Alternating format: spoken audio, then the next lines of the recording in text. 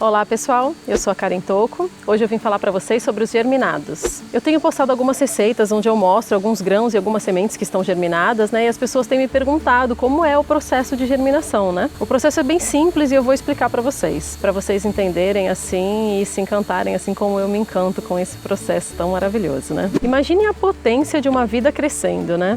E é disso que a gente está falando quando a gente está falando de germinação. A vida em expansão, né? A vida criando todas as formas de crescer, de nascer, né? De transformar, no caso dos grãos e da semente, de se transformar numa planta, né? Então é um momento assim de muita potência mesmo. O que eu acredito é que como seres humanos a gente já passou por vários momentos aqui na Terra, né? Então nós já passamos pela era do sacrifício próprio humano mesmo, né?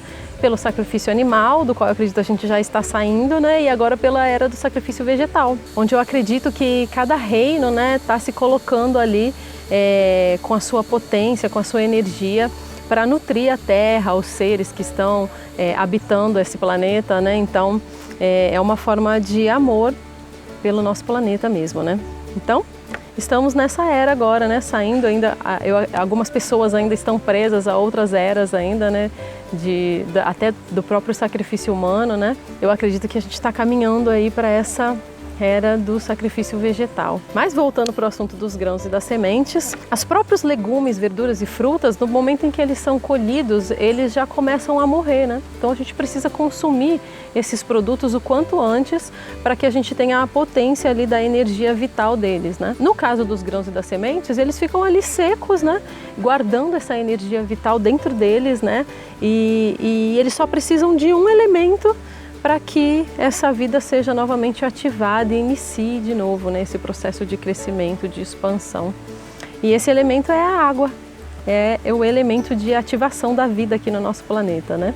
Então é muito simples, é só disso que a semente e o grão vão precisar para crescer, né? Para que eles cresçam e se transformem num germinado e a gente possa consumir essa potência de energia. A informação que nós temos é que os grãos e as sementes atingem uma quantidade muito grande de nutrição, né? Depois do processo de germinação, eles atingem uma quantidade de nutrientes muito maior. Além do aumento da nutrição também, eles ficam muito mais digestivos, né? Então isso é bem importante para o processo como um todo, né? Eu vou mostrar para vocês então como que esse processo acontece, explicar um pouquinho sobre esses que eu trouxe para vocês. A gente tem uma infinidade, né, de grãos e sementes, de possibilidade de germinação com esses grãos e sementes. Dos que a gente não recomenda, né, o consumo são os feijões, que são altamente tóxicos quando germinados, né? Então tem dois que são menos tóxicos que podem ser germinados e consumidos, que é o moyashi e o feijão azuki.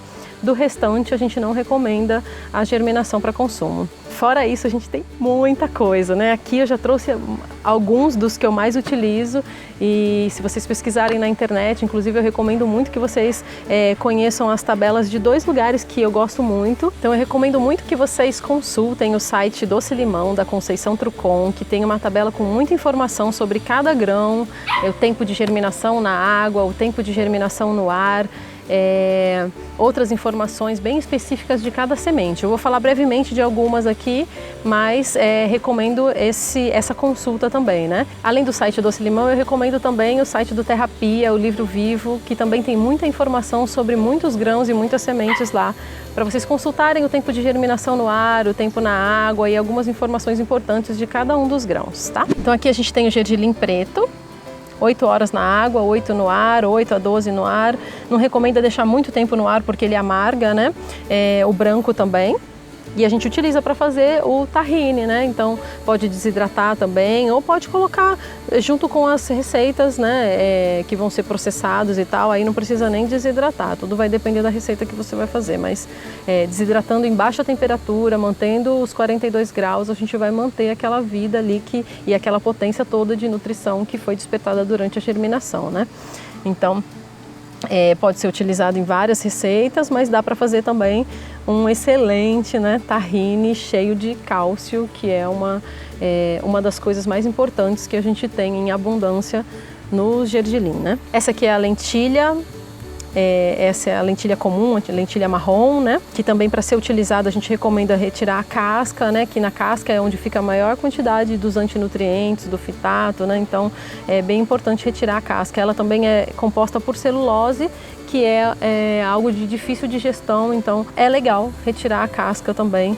E eu vou fazer vídeos mostrando que é bem simples, é só colocar água numa bacia e fazer uma massagem ali na semente, né? E a semente na sua mão. E aí a casquinha vai soltando e você vai virando a água ali, que ela vai ficando submersa. Então é bem simples, assim como do grão de bico também, né? E a gente prepara muitas receitas com ela. Eu fiz esse fim de semana mesmo, eu fiz almôndegas com ela, né? Com a rosa também, a gente faz até base para pizza, né?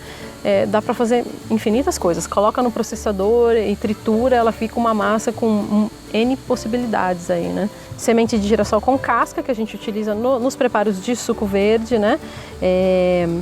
E aí utiliza com a casca e tudo mesmo. Tem que ser com a casca para germinar. Ela, sem a casca, ela não germina. Alguns grãozinhos até germinam, mas são bem poucos. Em geral, a gente coloca na água só para despertar o potencial germinativo, que a gente fala, né? Porque ela realmente não vai sair o broto, né? Não vai crescer o broto sem casca. Aqui a gente tem também a linhaça dourada, que vai virar um gel, né? A água que colocou aqui dentro dela, do vidro, vai virar um gel. A gente recomenda, inclusive, que se coloque 5 vezes a quantidade de linhaça em água, né? Porque ela vai crescer bastante, né? Isso, inclusive, para várias sementes, né? No pote, quando você colocar, costuma colocar-se 30% só do pote com o grão, com a semente, né? E o restante completar com água, porque eles crescem muito, né? A lentilha rosa, por exemplo, é a que mais cresce, ela triplica de tamanho. Então, às vezes você coloca um pote lá, quando você vai ver o negócio já está cheio, já tem uma parte fora da água, então tem que tomar bastante cuidado com isso. Não encher muito o pote, porque os grãos crescem, né? Enfim, aqui temos a aveia. A aveia também ela não germina, porque ela já vem pra gente sem a casca, né? Então a gente deixa ela de molho para também deixar mais digestiva, né? Diminuir a quantidade de calorias, porque sai bastante a questão da gordura, né? Como na semente de girassol também. Mas a gente faz esse processo também para deixar ela despertar, né? O potencial germinativo dela, deixa ela macia. Então a gente faz risotos com aveia, faz mingau mesmo, né? Tudo cru, se quiser cozir também dá, fica gostoso também, mas dá para fazer ele cru também para a gente aproveitar toda a nutrição, né? Amêndoas, que também não chega a germinar, mas a gente desperta também esse potencial dela, deixando de molho também, né? Grão de bico, que germina lindo, né? A gente usa muito ele também.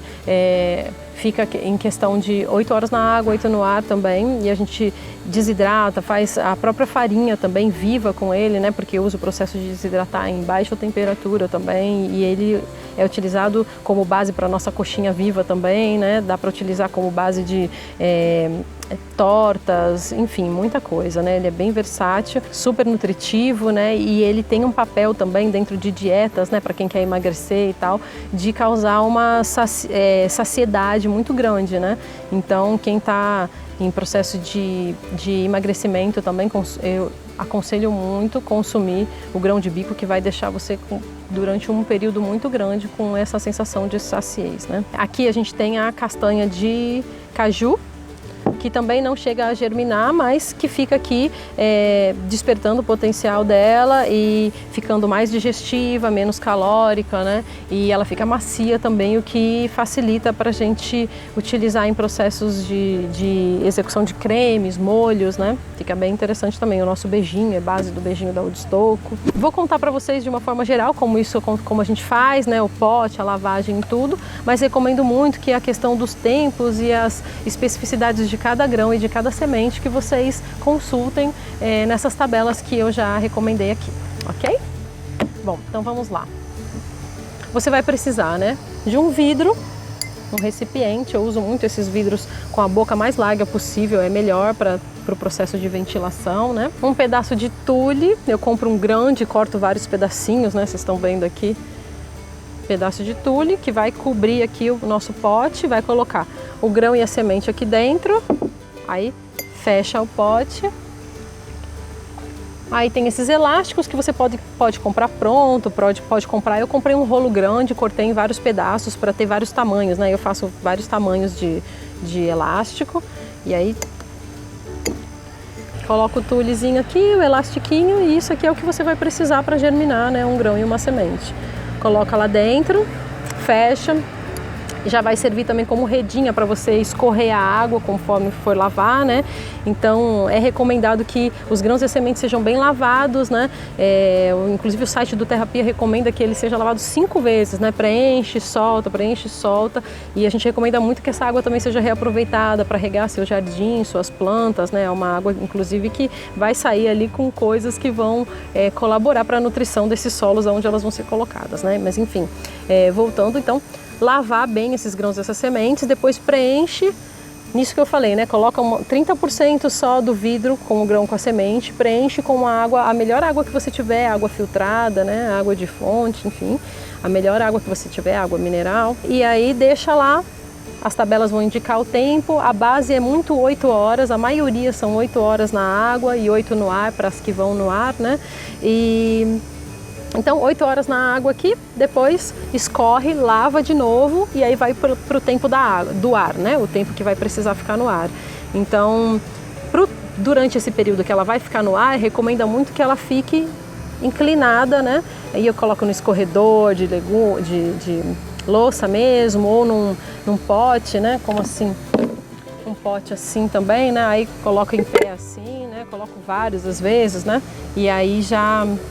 O importante é manter assim de uma forma que a água escorra, né? Que não acumule água ali, né? Às vezes a gente, quando vai fazer processos de produção, utiliza muito grão e muita semente, então a gente tem outras ferramentas, né? Tipo um escorredor de arroz, um pote grande, aí coloca aqui, e aí coloca o grão, coloca a semente, preenche de água, né? E o importante também é sempre colocar essa redinha aqui, no caso dos vidros, né? Além de ter essa função de segurar o grão e a semente no processo de lavagem, ela vai proteger também contra os bichos que possam pousar ali, né? Enfim. E aí aqui também, né? Só que como ele é muito grande, né?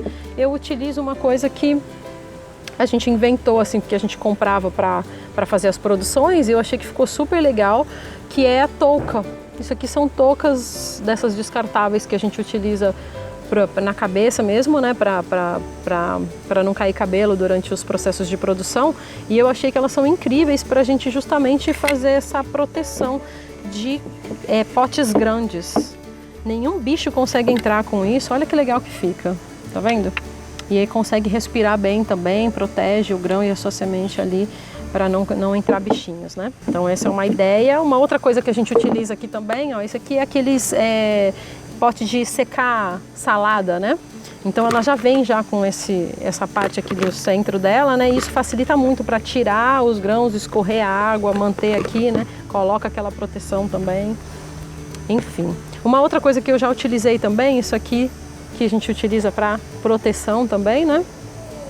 Da boca durante o processo de produção e tal, né? Então também ele tem essa mesma textura do que a touca, né? E ele é bem legal também para proteger assim os potes, dá para colocar assim, né? Isso são ideias, né? São formas de fazer, vocês podem ainda encontrar formas diferentes, né? Para fazer isso tudo, enfim. Bom, então é isso.